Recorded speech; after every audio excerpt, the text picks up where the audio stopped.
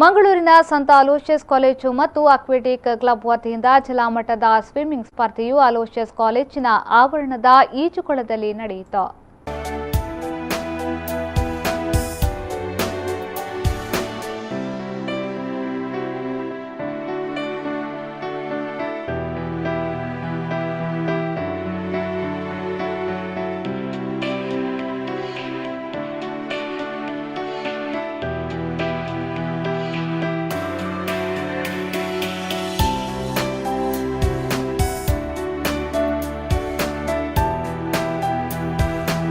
ಇದೇ ವೇಳೆ ಮನೋಹರ್ ಅವರು ಮಾತನಾಡಿ, ಈ ಸ್ಪರ್ಧೆಯಲ್ಲಿ 210 ಮಕ್ಕಳು ಮತ್ತು 7 ಸ್ಪೆಷಲ್ ಮಕ್ಕಳು ಭಾಗವಹಿಸಿದ್ದಾರೆ.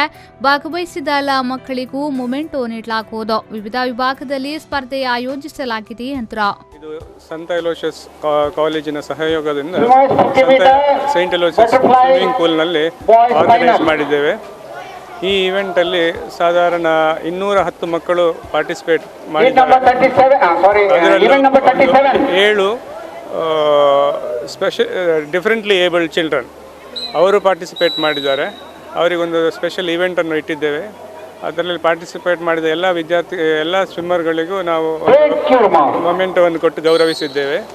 ಹಾಗೂ ಈ ಕಾಂಪಿಟೇಷನಲ್ಲಿ ಸಾಧಾರಣ 122 ಗೋಲ್ಡು, 122 ಸಿಲ್ವರ್ ಹಾಗೂ 122 ಕಂಚಿನ ಮೆಡಲನ್ನು ಡಿಸ್ಟ್ರಿಬ್ಯೂಟ್ ಆಗಲಿದೆ. ಇದರಲ್ಲಿ ಸಾಧಾರಣ 2012 ವರ್ಷದಿಂದ ಹುಟ್ಟಿದ ಮಕ್ಕಳಿಂದ ಓಪನ್ ಕ್ಯಾಟಗರಿಯವರಿಗೆ ಬೇರೆ ಬೇರೆ ವಿವಿಧ ವಯೋಮಿತಿಯ ವಿದ್ಯಾರ್ಥಿಗಳಿಗೆ ನಾವು ಈಜು ಸ್ಪರ್ಧೆಯನ್ನು ಆಯೋಜಿಸಿದ್ದೇವೆ. ಈ ಸಂದರ್ಭ ಜಿಲ್ಲೆಯ ವಿವಿಧ ಭಾಗಗಳಿಂದ ಈಜು ಸ್ಪರ್ಧಿಗಳು ಭಾಗವಹಿಸಿದ್ರು. ವಿಜೇತರಿಗೆ ಬಹುಮಾನವನ್ನ ನೀಡಲಾಯಿತು.